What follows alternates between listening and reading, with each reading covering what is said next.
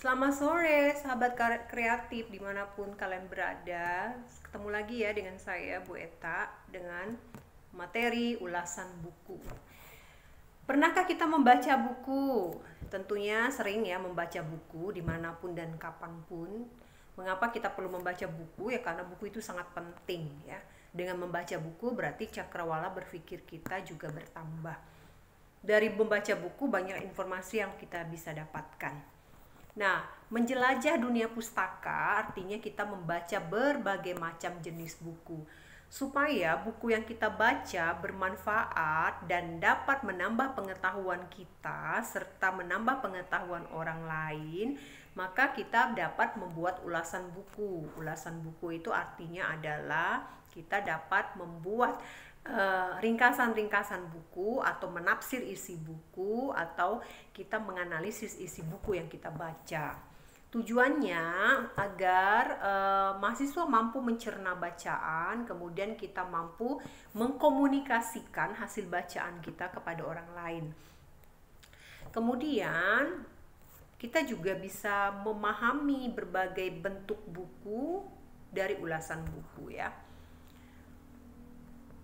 Di dalam ulasan buku ada strukturnya ya. Pertama ada identitas. Nah, identitas itu adalah informasi penting tentang buku ya.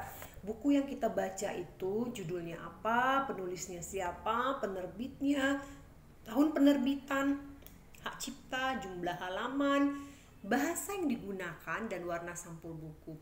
Selain itu juga dapat ditambahkan informasi seperti misalnya harga bukunya, nomor ISBN ya, dan lingkup penerbitan.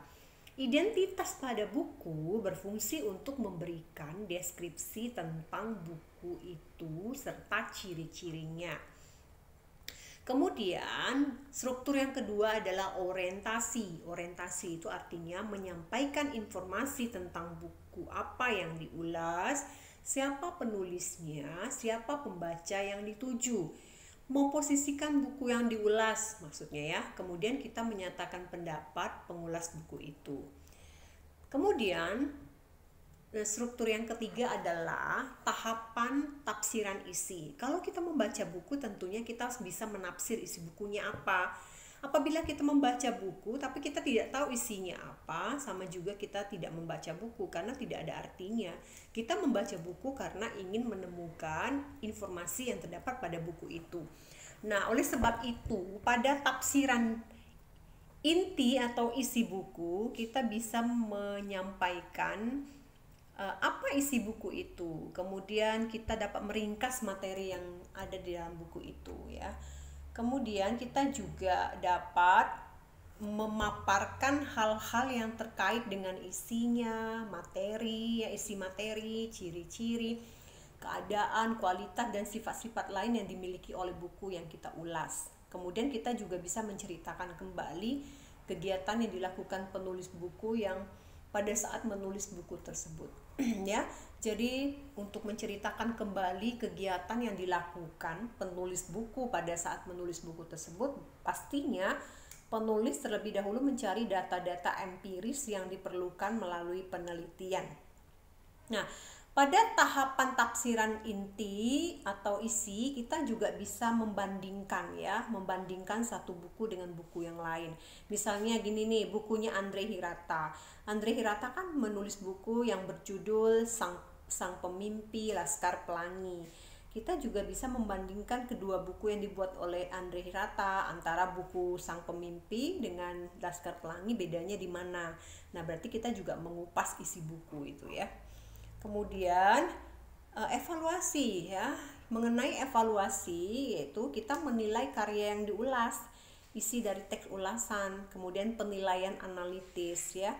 Apa yang bisa kita lihat dari evaluasi? Kita melihat kedalaman isi buku yang diulas. Kemudian untuk mengetahui ulasan buku yang kita buat itu sudah tepat, kita bisa menyampaikan pertanyaan-pertanyaan, misalnya apakah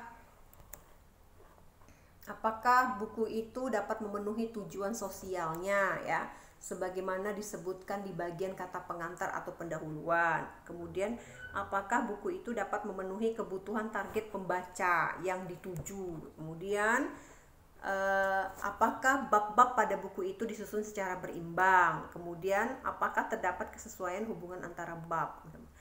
Pertanyaan lainnya, misalnya kita dapat mengajukan pertanyaan, apakah buku itu ditulis dengan bahasa akademik dan baku? Kemudian, apakah buku itu ditulis dengan bahasa yang mudah dipahami?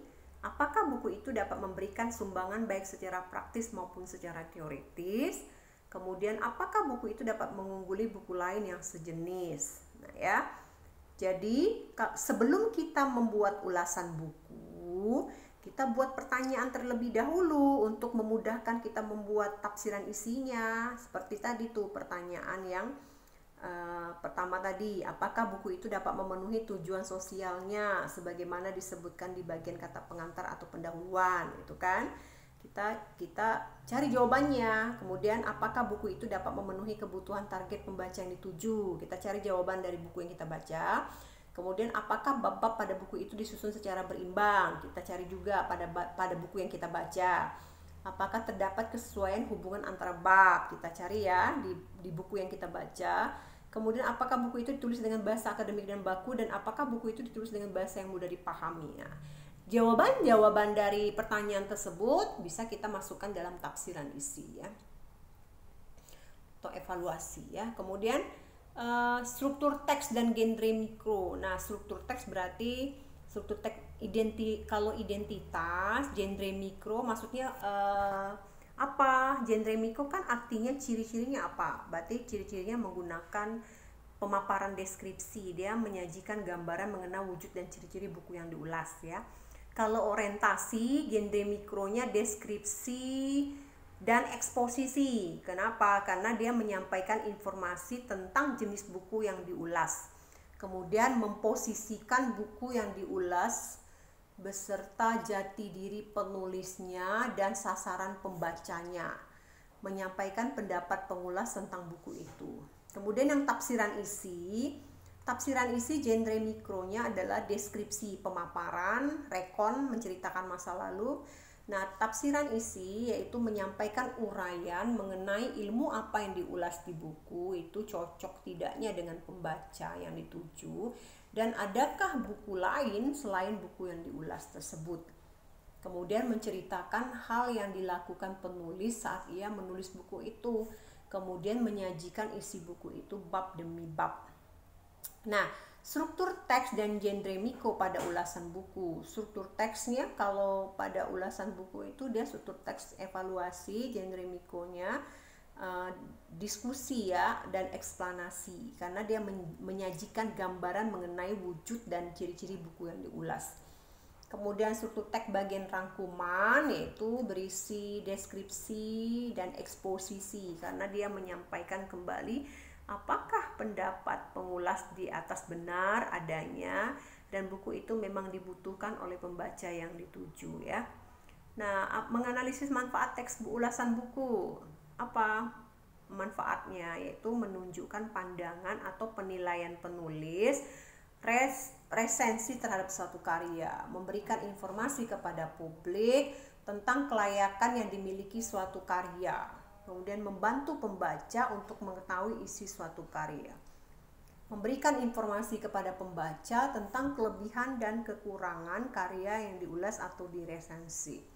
Selain itu, mengetahui perbandingan karya tersebut dengan karya lain yang sejenis, kemudian memberikan informasi yang komprehensif tentang suatu karya. Nah, itu manfaatnya ya.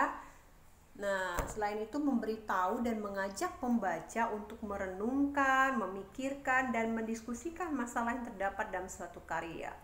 Kemudian memberikan pertimbangan pada pembaca, apakah suatu karya tersebut pantas untuk dinikmati atau tidak. Memudahkan pembaca dalam memahami hubungan suatu karya dengan karya lain yang serupa. Kemudian memberikan pertimbangan bagi pembaca sebelum memutuskan untuk memilih, membeli, dan menikmati suatu karya.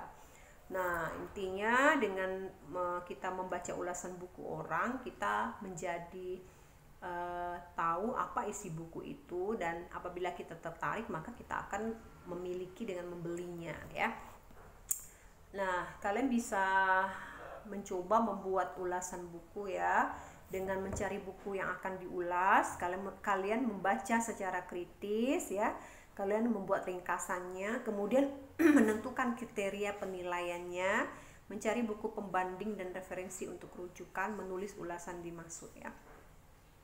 Kalian cari 2 buah buku yang sesuai dengan bidang yang Anda pelajari, kemudian buatlah ulasan terhadap masing-masing buku tersebut. Seperti telah Anda ketahui bahwa ulasan buku harus ditulis menurut aturan yang berlaku. Oleh karena itu, perlu memantapkan diri bahwa ulasan yang Anda hasilkan harus ditata menurut strukturnya ya.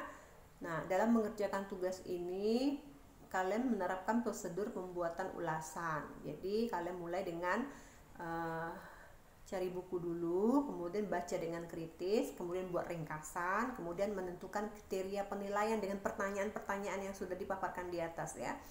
Cari buku perbandingan, lalu baru kalian membuat ulasan ya. Oke, demikianlah.